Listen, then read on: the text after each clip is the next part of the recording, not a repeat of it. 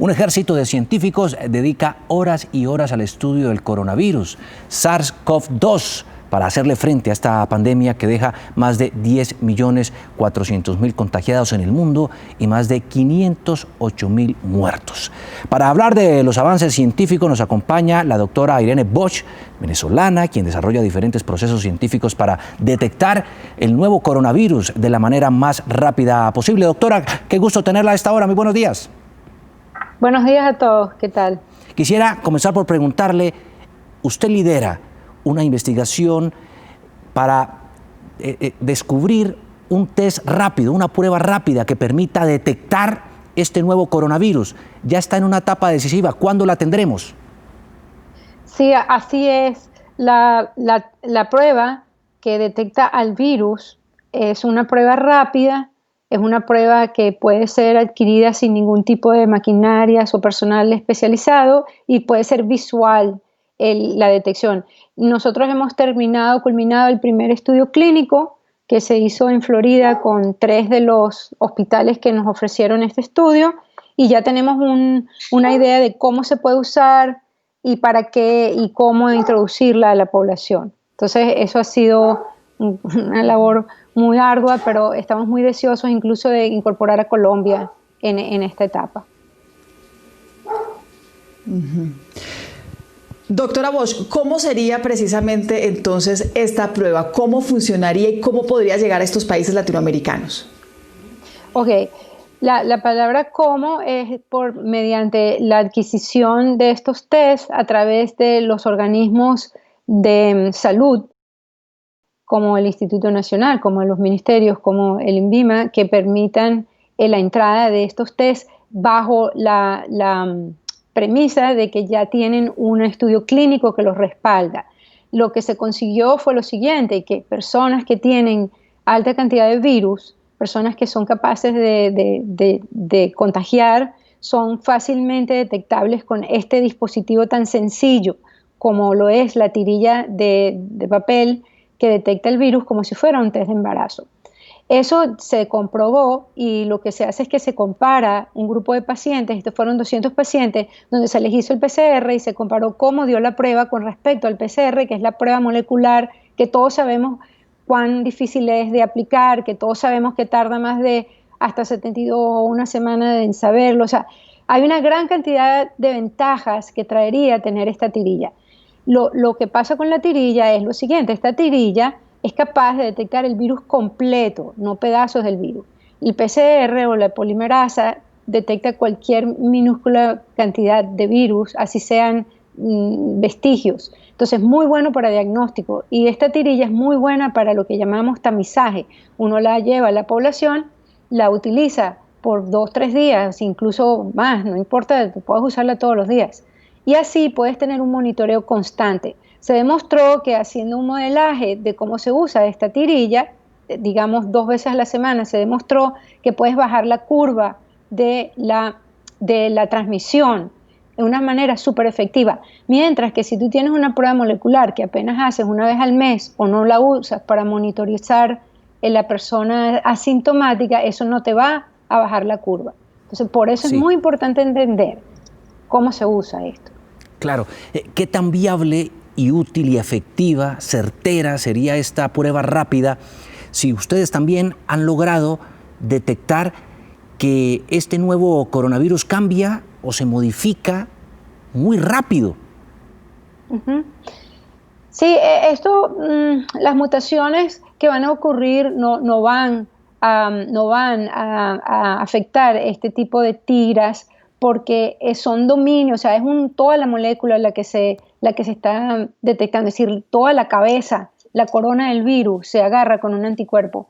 Sería improbable que perdieras esa detección porque incluso el virus del 2003 también lo puedes agarrar con si es un SARS. Esto es un test de SARS.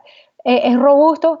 El PCR, bueno, a veces tiene problemas porque si hay una mutación puedes echar a perder la polimerasa.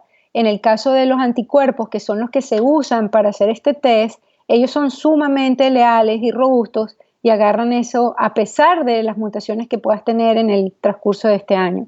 Entonces, es improbable, pero pues, siempre hay que estar pendiente de los nuevos genotipos que aparezcan, pero no se espera eso. ¿Okay?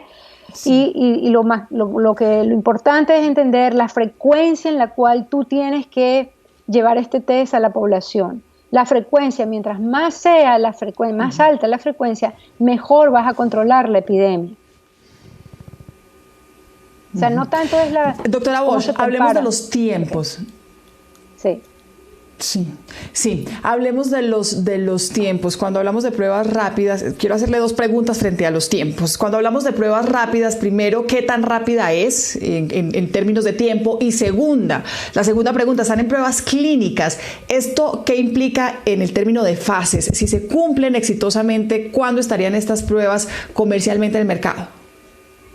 Ok, muy bien. Una prueba rápida es aquella prueba que no necesitas llevar horas o días para tener el resultado. Estas pruebas pueden tener una banda, como te dije, como si fuera una prueba de embarazo en minutos.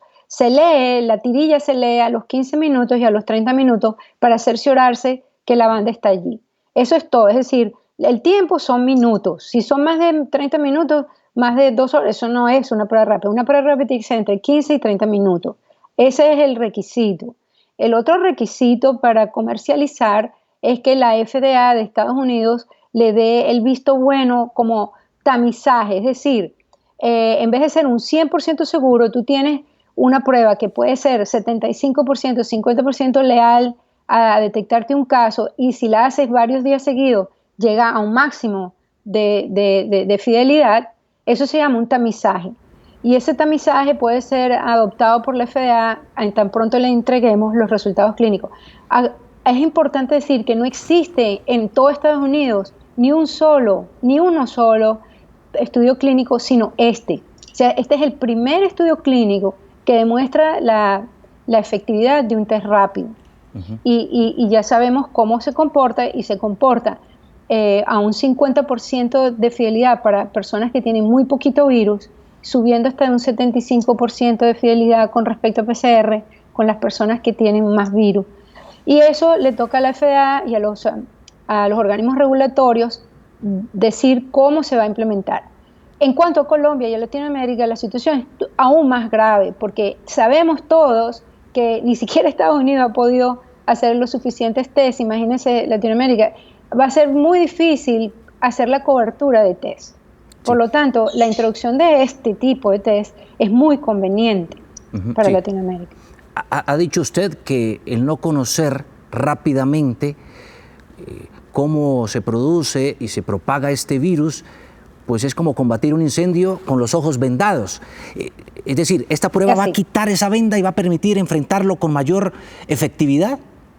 Absolutamente, absolutamente. Lo que pasa es que los científicos vivimos en un mundo aparte y solamente nos toca tocar la puerta del mundo real cuando ocurren este tipo de catástrofes gigantescas. Entonces hay que estar muy pendiente de los desarrollos científicos que sean adoptados a tiempo.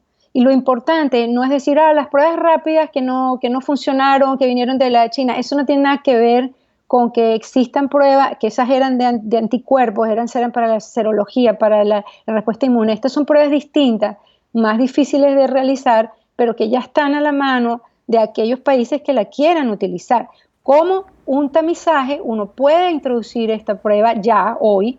Tenemos capacidad de producirla en 1 millón de tests por mes y después a 8 millones de tests por día, son tirillas. Y ellas se pueden distribuir en la población, se pueden dar, y es como dices tú, ¿qué prefiere uno, estar ciego o ver por un ojo? Esto te va a permitir ver por un ojo y después por los 2 ojos, en vez de estar ciego. Tiene un respaldo científico, tiene un respaldo clínico, muy distinto que comprar algo que no sabes cómo funciona, que venga de la China, por ejemplo. A propósito, usted que conoce también todos estos avances y las investigaciones, ¿cómo va el proceso del descubrimiento, el hallazgo de la vacuna contra el COVID?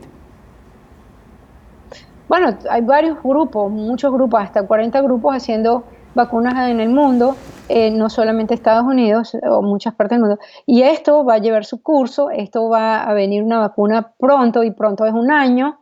O sea que esta pandemia ni remotamente la vamos a controlar con una vacuna, va a ser los estragos de la pandemia y las próximas ciclos de la pandemia, pero esta que estamos viviendo hoy en día no la vamos a poder cubrir.